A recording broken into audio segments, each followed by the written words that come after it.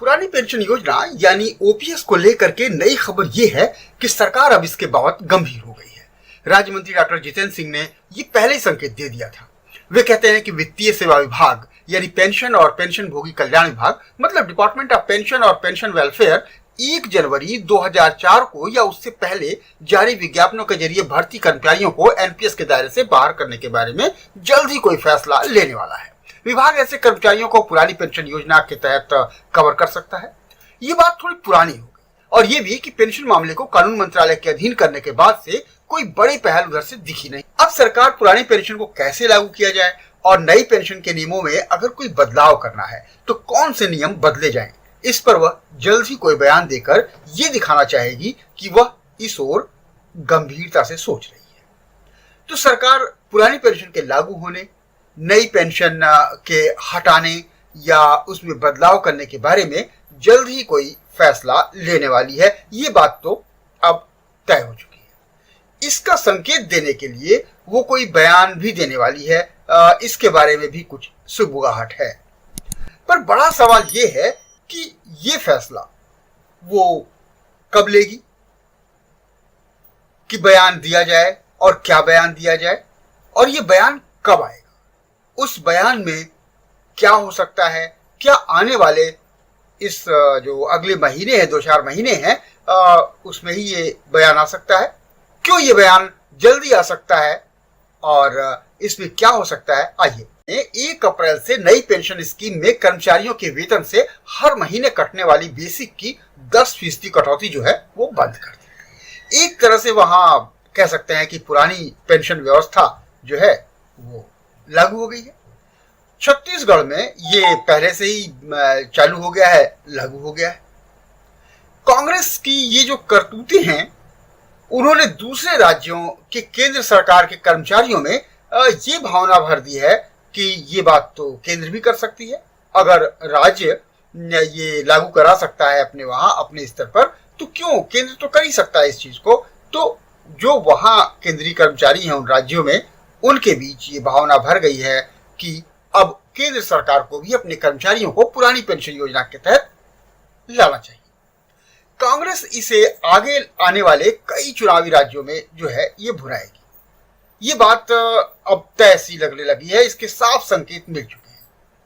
कांग्रेस पिछले कुछ समय से पुरानी पेंशन योजना को लेकर के कई जगह शोर शराबा मचा रही है या पीछे से उन कर्मचारी संगठनों को कह सकते हैं पुश कर रही है। खासतौर से उत्तर भारत में तो उसने इसको बहुत जोर शोर से उठा रखा है। दक्षिण में भी तमिलनाडु में इसे लेकर के अब बवाल जारी हो गया है। वहां पट्टाली मक्कल काची यानी पीएमके पार्टी के जो संस्थापक नेता हैं डॉक्टर एस रामदास, उन्होंने इस मुद्दे को उठाया है और काफी तर्क दिए हैं कि क्यों आखिर इसको पुरानी पेंशन योजना को लागू किया जाना चाहिए और नई पेंशन योजना को हटा देना चाहिए। हालत यह है कि हिमाचल समेत भाजपा शासित राज्यों पर भी इसको लेकर के भारी दबाव है। इसलिए केंद्र समझ गया है कि इस देशव्यापी मसले से निपटने के लिए जल्द कुछ करना होगा। खासतौर से ये मुद्दा तूल पकड़ ले, बढ़ जाए और कंट्रोल में लाने लायक न रह जाए, इससे और आम चुनाव जो आने वाले हैं 2024 में, उससे पहले इसको संभालना होगा। भाजपा को इस बात का एहसास है कि जिन प्रदेश के सरकारी कर्मचारी ओल्ड पेंशन स्कीम फिर से लागू करने की मांग कर रहे हैं, वहां राज्य और केंद्रीय कर्मियों के एक बड़े वर्ग उनके संगठनों को कांग्रेस और आप भाजपा सरकार के खिलाफ भड़का सकती है। गुजरात में पुरानी पेंशन योजना को लेकर हुए प्रदर्शनों से उसकी चिंता और बढ़ी है। गुजरात में इसी साल के अंत में विधानसभा चुनाव होने वाले हैं, सो इस बाबत जल्द फैसला लेने की सोच रही है। उधर कर्मचारियों का एक संगठन है बीपीएमएस, उसके महासचिव ने प्रधानमंत्री को एक खत लिखा पिछले दिनों 2-4 दिन पहले कि केंद्र सरकार अगर एनपीएस या न्यू पेंशन स्कीम को खत्म नहीं करना चाहती है तो उसे कर्मियों को शर्तियार न्यूनतम पेंशन जो कि अंतिम वेतन का आधा हो देनी होगी। साथ ही साथ ये जो पेंशन होगी इस तरह की, उसे महंगाई राहत भत्ते से भी जोड़ना होगा, नहीं तो लाखों केंद्रीय कर्मी नवंबर में दिल्ली आ धमकेंगे और फिर वो प्रदर्शन करेंगे। अपनी ताकत दिखाएंगे। केंद्र सरकार जानती है कि पेंशन के बारे में इस समय कोई गारंटी देना, राशि की गारंटी देना बहुत मुश्किल काम है। तो भाजपा को अगले साल कुछ राज्यों में चुनाव झेलना है। उसके बाद मिशन 2024 के तहत आम चुनावों से भी निपटना है। इन हालात में वो विपक्ष को कोई अवसर, कोई मौका नहीं देना चाहती।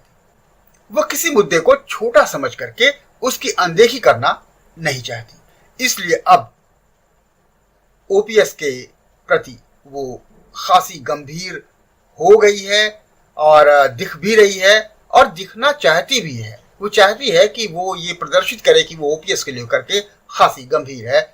सरकार अगर ओपीएस के बारे में कुछ गंभीर दिखती है और कुछ सोच रही है उसके बारे में गंभीरता से, तो ये इसलिए नहीं है कि वो बड़ी दरिया दिल है या कर्मचारियों के प्रति उसका बहुत सहानुभूति उमड़ रहा है या फिर वो उनके आंदोलन से डर गई है।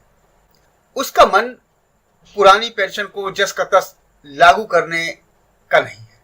नई सरकार नई पेंशन को पूरी तरह से वापस लेना चाहती है। सरकार इनसे बच करके कोई राह निकालना चाहती है, बीच का रास्ता। इसलिए थोड़ा विलंब लग रहा है।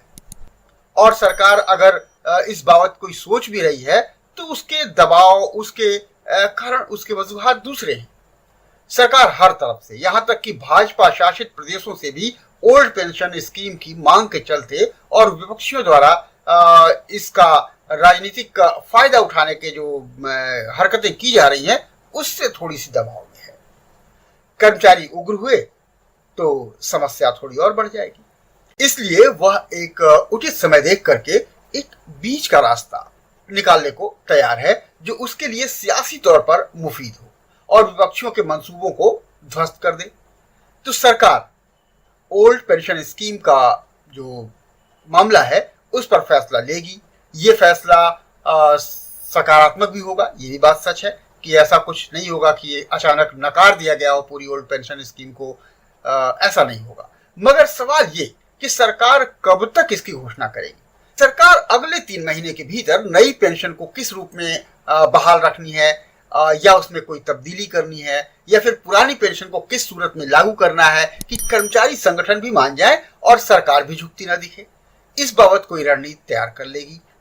जाहिर है कि 3-4 महीने इसमें लगेंगे अभी, लेकिन सार्वजनिक घोषणा करने में इस बात की और थोड़ा टाइम सरकार ले सकती है, क्योंकि उसको पूरा मसविदा तैयार करेगी और उस पर सोच विचार करके पूरा प्रारूप बनाएगी उसका। उसके बाद जाकर के जब ये पूरी तरह उसका आकार ले लेगा फिर सरकार इसकी घोषणा कर सकती है। तो हो सकता है कि अगस्त तक ये मामला खिंच जाए। कुछ सूत्र कहते हैं कि अक्टूबर से पहले कम उम्मीद है कि सरकार इसकी घोषणा करे।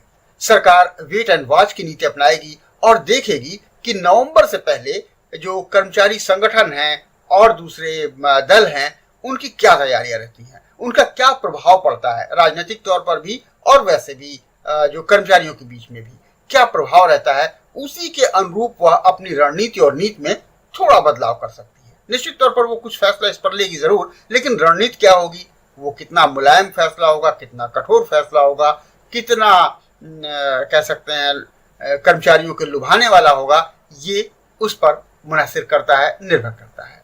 मतलब पुरानी पेंशन के लिए हो सकता है कि किसी व्यवहारिक फैसले के लिए नए साल तक का इंतजार करना पड़े।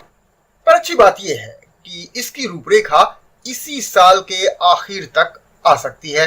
इससे ज्यादा ये मसला नहीं खींचेगा, क्योंकि उसके बाद मिशन 2024 है और तब सरकार की मजबूरियां बढ़ जाएंगी और कर्मचारियों का भाव भी। द एडिटर के इस एपिसोड में यहीं तक। संजय श्रीवास्तव को इजाजत दीजिए। नमस्कार, धन्यवाद। अगली बार हम किसी और ज्वलंत मुद्दे को लेकर आपके साथ होंगे। आप